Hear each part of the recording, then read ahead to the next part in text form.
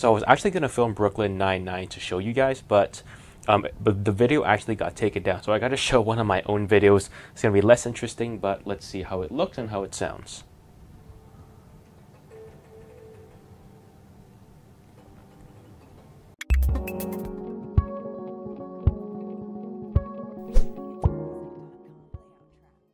Hey guys, how's it going? This is the unboxing of the Toumeipro V6 LED projector with Android built in. It's a pretty big box. Box is pretty decent. There's nothing on the back, and it's actually kind of funny, but that says HD. Kind of looks like AMD's logo, so could it be a rip-off? Let's open it up and see what we got.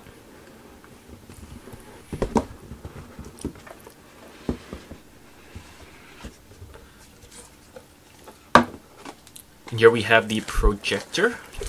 It's pretty small, actually. See that? It's like the size of 3 hands. And underneath that, we should have a couple of things. Here we have a warranty card, interesting, and instructions. I will look at that later. What do we have here? It's pretty heavy. I'm guessing a remote control. No. It's a stand. Ah, I see. This is a stand for the projector itself. Interesting. And I'm going to take note of that screw thread because I want to mount it somewhere else, actually. So, put that aside. And here, what do we have? Probably a cable. Nope, remote control.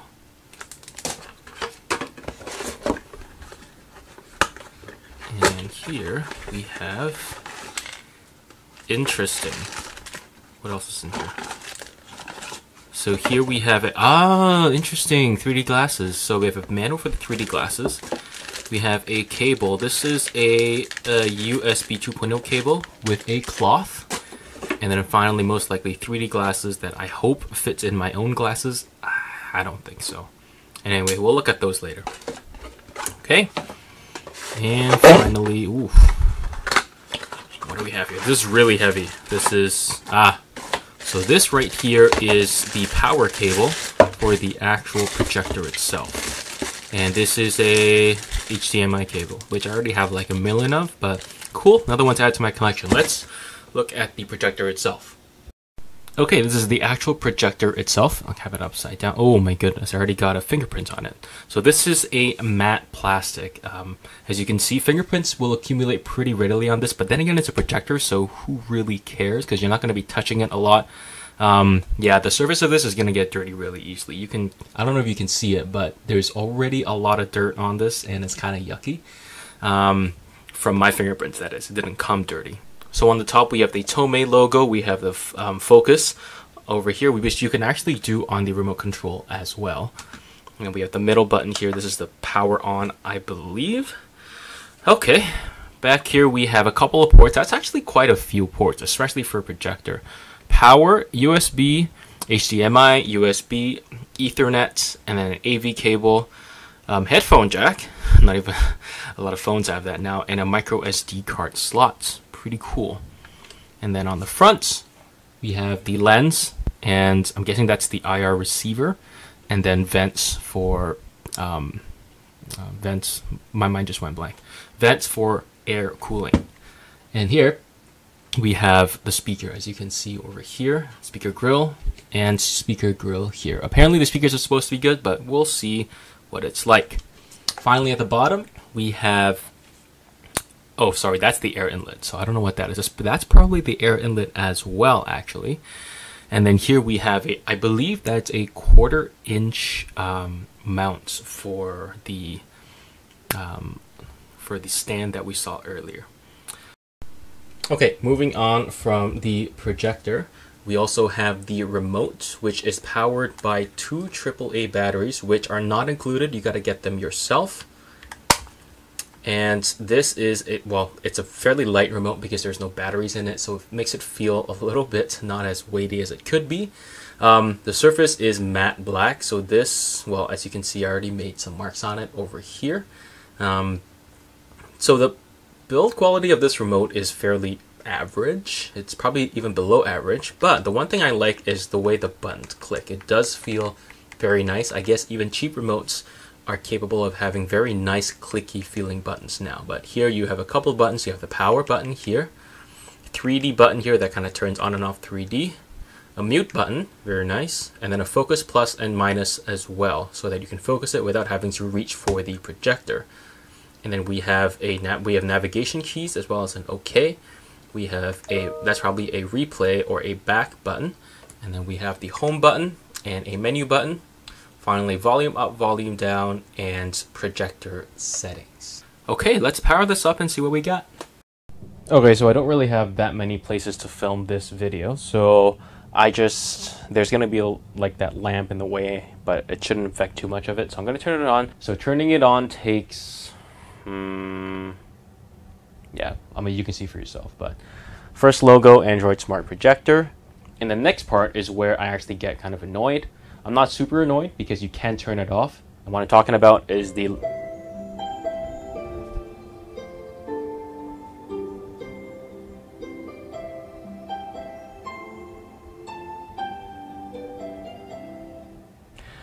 yeah, that boot logo. It took forever. I will say you can turn it off. You know what? I'm going to show you right now that you can turn off the boot logo. So it's not super big of a deal. There, boot sound, you can turn it off. Fine. But I think like the first or second time where I did it and I forgot to turn off the boot sound, I was a little bit surprised, put it that way. Okay, let's go through these settings or a couple of features first. First, we have the Happy Cast right there. I'm going to open it, and this basically allows you to iOS or Miracast things from your phone. It works fairly well. I don't really use it that much because I play basically everything from the unit itself. Okay, moving on next, we have AV, and this basically allows you to play stuff if you have something plugged in, your AV cable plugged in. It basically bypasses the Android system and uses this as a regular projector. Same thing with HDMI. You plug in your HDMI cable, and the same thing happens. Okay, I'm going to skip settings for now. I'm going to go to user manual, and this is surprisingly useful. It actually tells you a lot of things that you might not have known otherwise. I won't go through all of them, but if you do buy this and you are in trouble, then go ahead and go to the user manual and you'll be able to figure stuff out. Local MM is basically a how do I describe this? Kind of like a Kodi replacement, but except it works with files and stuff and pictures. Anyway, I don't really use it that much. Google Play, File Explorer, and CanTV. And before I go, actually, you know what? This is not stock. I installed this myself. Okay, before we move on to the apps, let's talk about the settings a little bit. Okay, so again, we have Wi-Fi. Wi-Fi works well. I basically connected fairly easily. Again, typing with this remote control is really dumb though. Hotspots. You can actually hotspot from this. I don't know why. You can actually connect a wired network to this, and I tested it out. It actually does work, the wired network, which is nice. Bluetooth works as well. I connected it to my headphones so I could listen to, or I could watch TV in my bed without disturbing anyone. And of course, Miracast, which I just showed you guys just now. All right, talking about brightness, there's standard mode, which is actually a little bit brighter, as you can see. And then we have highlight mode, which is even brighter. And then if you can tell, energy saving mode, which is dimmer. I usually use energy saving mode, not because I need to save energy, but because standard and highlight are actually a little bit too bright when I'm, sitting at home in my room watching stuff and it's, pitch black. It's way too bright. So I use energy saving mode in order to make it a little bit dimmer.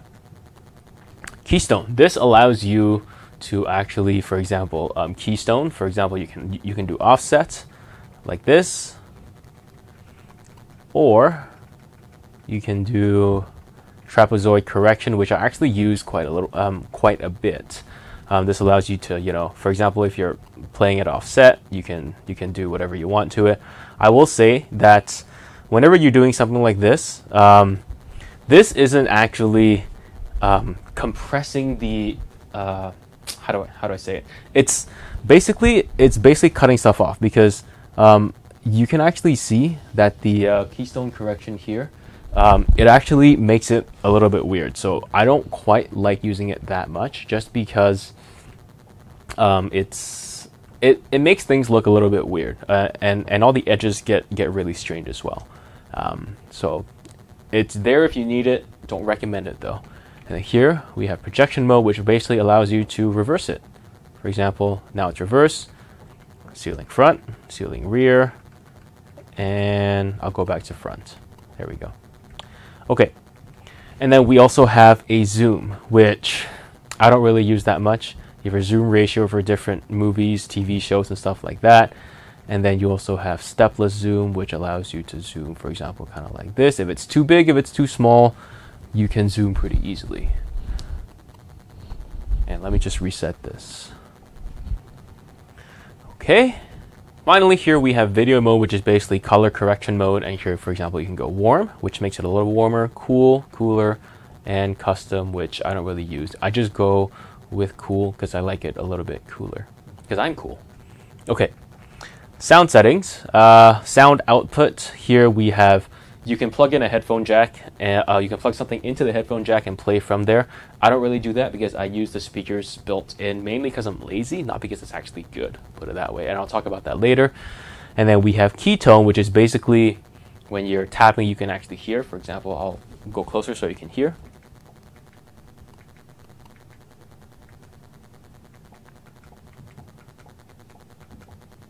Kind of like that. And then we have sound effects, which is, it's not sound effect. They like, the English is weird, but this is basically what kinds of sound you want for, like, what's your purpose basically. I put it at user because it doesn't even matter because the sound's not that great anyway. And then we have boot sound, which we talked about later, before, sorry. And we have boot signal, which is basically on boot, what do you want to be watching? And I usually use the Android, not HDMI or AV. And then we have device info, which tells you the device, like the information.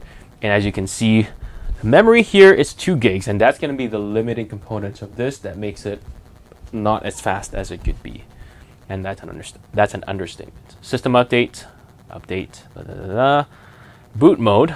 This basically allows you to use the remote control to power on the device. Restore factory, I'm not going to click that because, well, it basically restores factory settings. And fan, which allows you to turn your fan auto or manual or auto. And I put it on auto because it basically controls it fairly well. Let's keep going. And here we have languages. You have these options, not much. And typewriting, basically this allows you to choose your keyboard, wallpaper, and this chooses your apps, and finally your time zone. Okay, let's move on to the apps. This is where it gets a little bit not so good. So, because this runs Android 6.0, there are a couple of apps that don't work with it. I will say that there aren't many. 99% of the apps that I installed worked on this.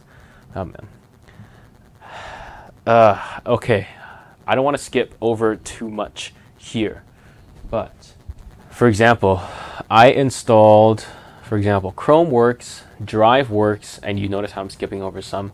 Kodi works, Firefox works, antivirus works, all this stuff works. So the main bottleneck here is not going to be quote unquote the app compatibility, because most of them work. The bottleneck is going to be, first of all, the speed and RAM for this, which is 2 gigs of RAM, and the speed, which is not very fast at all because it uses basically an unknown CPU.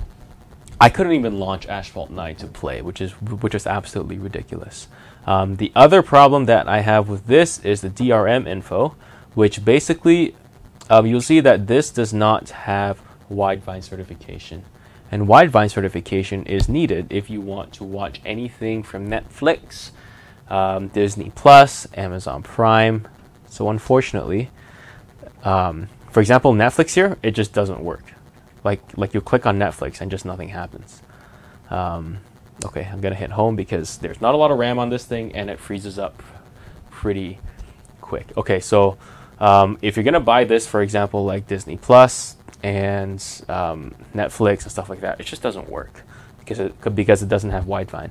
Okay, let's hit home, and as you can see, okay, this is perfect transition actually. This thing is not very fast. You've got your 2 gigs of RAM and your 32 gigs of storage, and it's just bad.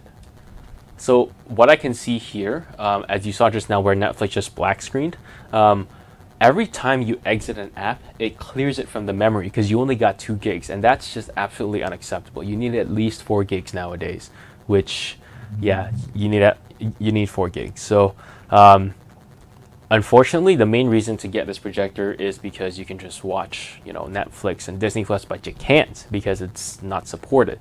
However, I use this app. It's called Khan TV. And now this is where I watch basically everything. And I will also show you the audio quality and the video quality through this app here. And it's pretty good, actually. It's got quite a bit of stuff. So we'll go to something that we both know. Brooklyn Nine-Nine. Let's go. So I was actually going to film Brooklyn Nine-Nine to show you guys, but the video actually got taken down. So I got to show one of my own videos. It's going to be less interesting, but let's see how it looks and how it sounds.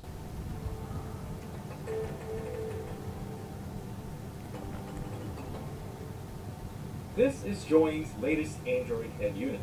Whether you buy this for your Honda, your Volkswagen, or your Jeep, or any of the other myriad cars they support, the guts of this head unit are the exact same. You get the same Intel chipset, 2 to 4 gigs of RAM, and 32 to 64 gigs of storage. What changes? Yeah, so as you can see, the color is actually decent. It doesn't look super bad, but then again, I'm in a super duper dark room. That is the one thing you have to note with this thing. If you're watching this in a bright place, it's going to be a little bit hard to see, like most projectors, especially projectors that are not, super expensive. The other thing to note as well is that the sound here is not going to be very bass heavy. It's going to be able to, give you some mids and highs, but it's basically non-existent for bass. So any explosions, you're not going to be able to hear very well. Let's watch a bit more and then we'll keep going. Is how it fits into your car, special connectors to interface with internal car system, and of course, the size of the screen. So let's get started.